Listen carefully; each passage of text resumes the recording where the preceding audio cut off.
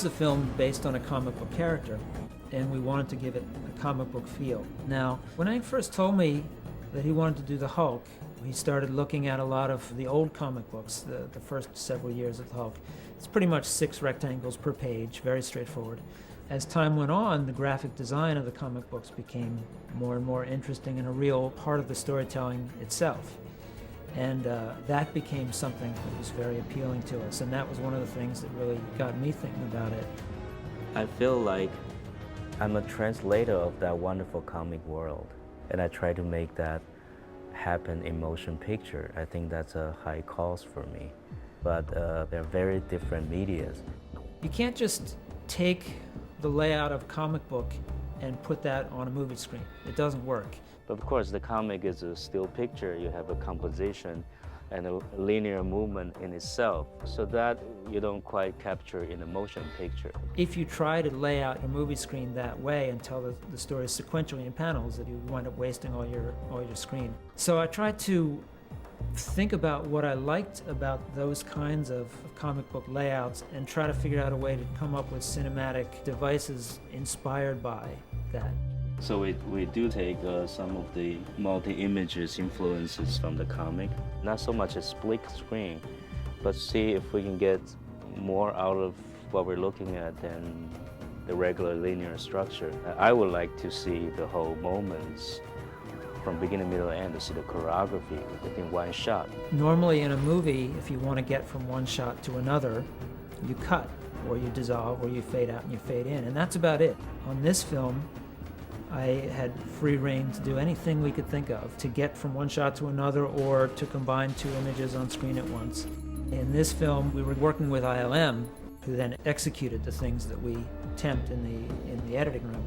We're working on basically 2 different types of effects. You could break it down into multi-screen effects, where things are happening on screen from different settings at once, more like a comic book layout, and then transitions, where we go from one scene into another, or sometimes into a 3rd and 4th scene. The design of those elements starts actually in the Avid, where the editor will do a layout and he'll show what each panel is supposed to look like. I had no interest in doing the split screens the way they had been done before, or at least the way I had ever seen them done before. And a lot of what's sort of falling under the general category that we call the multi-image unit, most of it's not what you would call normal split screens.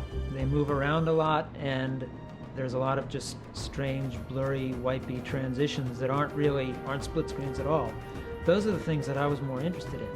Aang didn't want people to see where we were enacting our effect. So the more seamless and the more confusing we could make it, the better. Sort of keep the eye guessing. Aang is a very bright guy, and he learns from what's available to him. His initial idea for the split screens was split screens, rectangles, boxes. But as we were working in the editing room, it was really interesting to see him go from split screen to say, okay, where these trees are wiping in, let's leave Nick Nolte's eye on and kind of swoop it around the eye, and then, starting to think as crazily as we did about these kinds of effects, because he had never been thinking that way. I'd never been thinking that way until a few months earlier. All right, let's jumpstart those brainwaves. As a whole, the transitions sort of give the film this forward momentum, the idea that you're not waiting for a cut or a dissolve, but you're right into the next shot, and it's much more exciting than something you might have seen in a more conventional editorial style. Some of the most elegant transitions are the ones that the organic design or shape in an element is used to drive the transition from one into another. The split screens are there to help tell the story. Sometimes you do split screens to show a number of different angles on the same thing. In addition to sometimes doing that, we tried to involve all these split screens in the storytelling, and that visual style became part of the storytelling style.